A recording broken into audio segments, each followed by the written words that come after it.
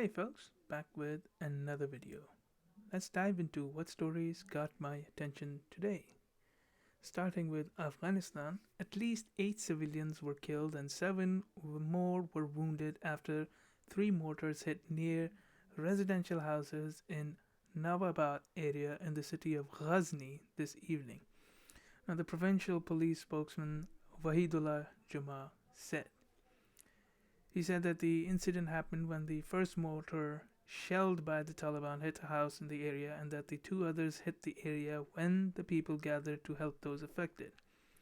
He said that 9 children and 4 women were among those killed and wounded in the incident. Taliban has so far not commented on the statement.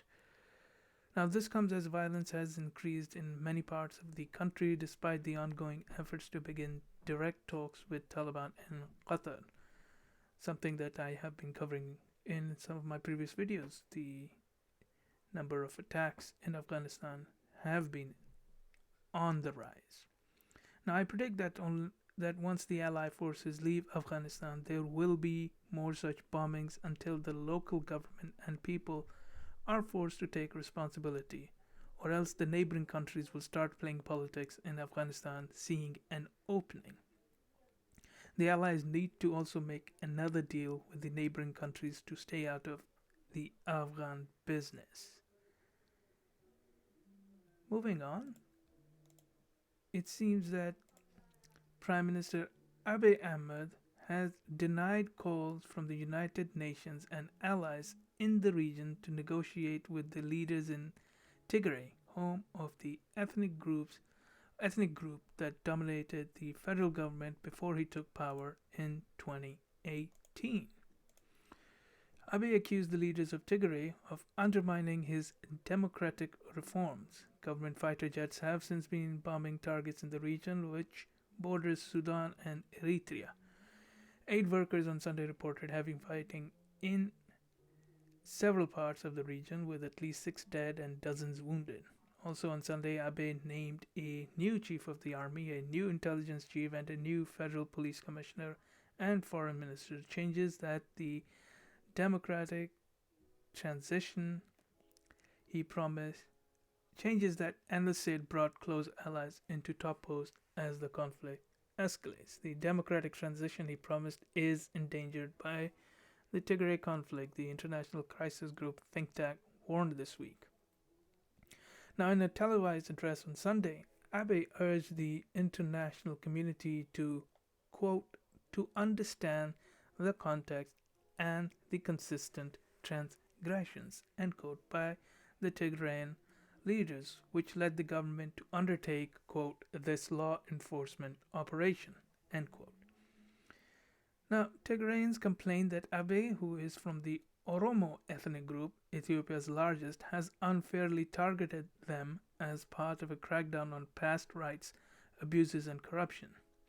Addis Ababa Police Commissioner Geto Aregav said Sunday that the government had arrested 162 people in possession of firearms and ammunition on suspicion of supporting the Tigrayan forces.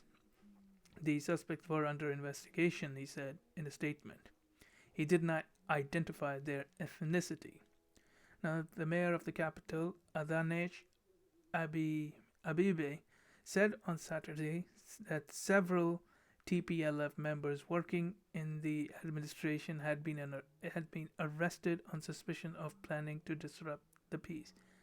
Now, as Abiy's government mobilizes troops to send to Tigray, other parts of the country roiled by ethnic violence could face a security vacuum, analysts say. Now, this is just classic case of Ethiopia just walking into a civil war. The best the international community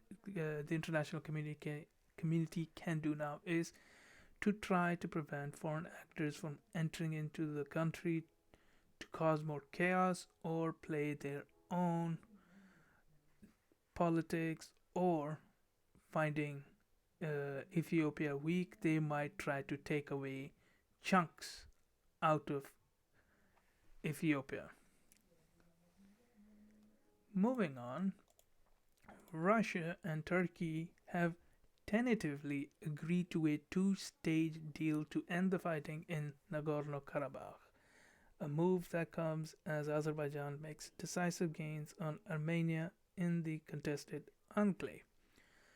The deal, which reportedly will require Armenia to cede a large chunk of the enclave's territory and deploy a Turkish and a Russian peacekeeping mission in the area, comes on the heels of Azerbaijan's announced capture of the strategic town of Susha, situated at the end of the strategic Lakin corridor and the last defensible city in the Armenia controlled enclave. As of Monday, Armenia had denied that Susha had fallen. Now, the proposed deal, attributed in reports to Turkish sources, does not address fully what the future holds for Nagorno Karabakh. What is clear is that it would immediately award Azerbaijan with a number of areas it has already captured. The most important areas, are areas occupied by Armenia, but that are not part of Nagorno Karabakh, including areas along the Iranian border. A corridor would also be opened through Armenian territory to the isolated Azerbaijani enclave of Nakhchivan. A second, not yet specified corridor would give Armenia access to Nagorno Karabakh. A peacekeeping force made up of Russian and Turkish troops would secure the deal. The agreement is claimed to have been put together personally by Russian President Vladimir Putin and Turkish President Recep Tayyip Erdogan. The refugee problem is, of course, another big stumbling block on both sides. The current war has seen thousands of Armenians living in Nagorno Karabakh evacuated to Armenia. It's unclear if they will be permitted to return once the peacekeeping force is in place. Similarly, no one knows whether the Azerbaijani refugees, many living in poor conditions inside Azerbaijan, will be able to return to their homes. Russia also has a black eye, so to speak, because its modern equipment, especially its air defense system situated at bases in Armenia, failed to stop Azerbaijan's drone assault. Many of Russia's air defenses were knocked out, including its S-300 by both Turkish Bayraktar drones and Israeli Harb suicide loitering munitions. Now, this deal, as of what I know, to me, looks more promising as it is trying to address various concerns in it, giving Armenia and Azerbaijan some actual solutions to some of their current problems, like specifically access. And hopefully that would be enough motivation for them to maybe keep the deal a little bit longer. Maybe not break it before the ink dries, so to speak, again. Moving on, the French Foreign Minister Jean-Yves Le Drian traveled to Egypt Sunday to discuss France's stance toward Islam after satirical magazine Charlie Hebdo re-released cartoons that showed the Prophet Muhammad. Quote, "We have a first principle which is the highest respect for Islam," Le Drian told reporters on Sunday. "I also want to say that Muslims are fully part of society in France." To another thing that Le Drian told the reporters.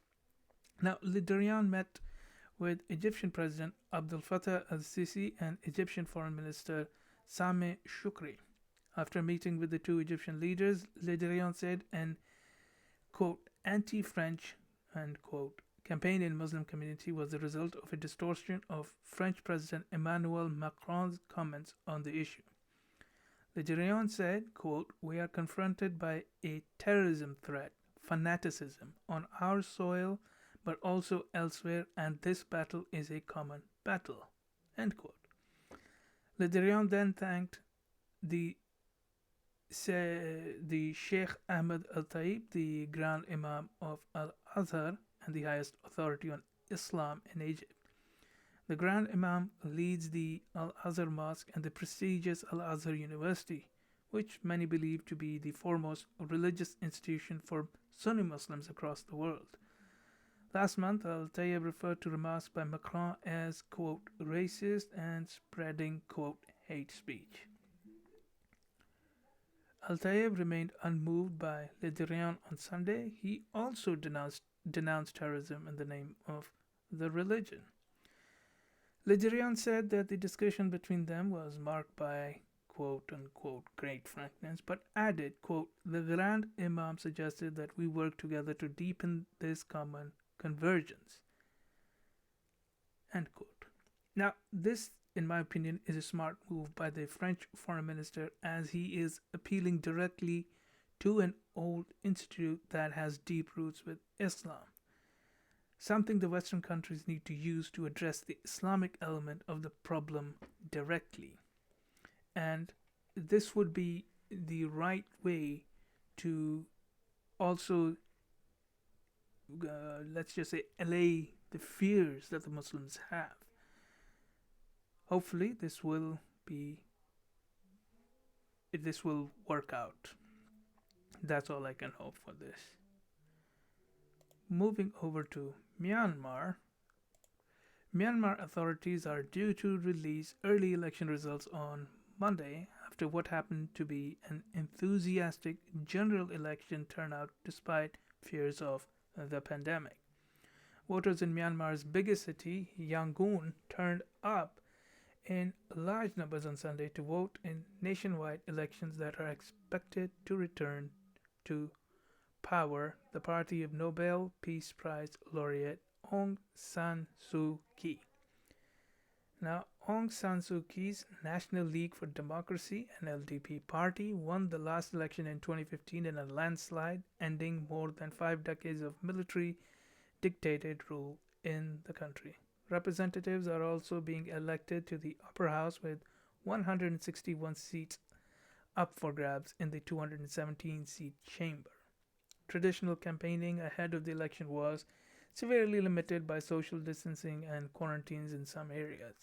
The ability of Aung San Suu Kyi's administration to run the country has been hamstrung by a clause in the 2008 Army drafted constitution giving the military 25% of the seats in parliament, allowing it to block constitutional reforms. More than 19 parties competed for seats in the lower and upper houses of parliament, while there were also elections at the state levels. There were more than 37 million people eligible to vote, including 5 million first timers. With the opposition in disarray, Aung San Suu Kyi, who is the nation's leader with the title of State Councillor, remains Myanmar's most popular politician. But her government has fallen short of expectations, with economic growth doing little to alleviate widespread poverty and a failure to ease tensions among the country's fractious ethnic group. The election was widely seen as a referendum on Aung San Suu Kyi's leadership. It is believed that more than 1 million people are estimated to have been disenfranchised in this election. In particular, the plight of Myanmar's Muslim Rohingya ethnic minority, an issue of major concern outside the country, seems to have not played much of a role in the campaign.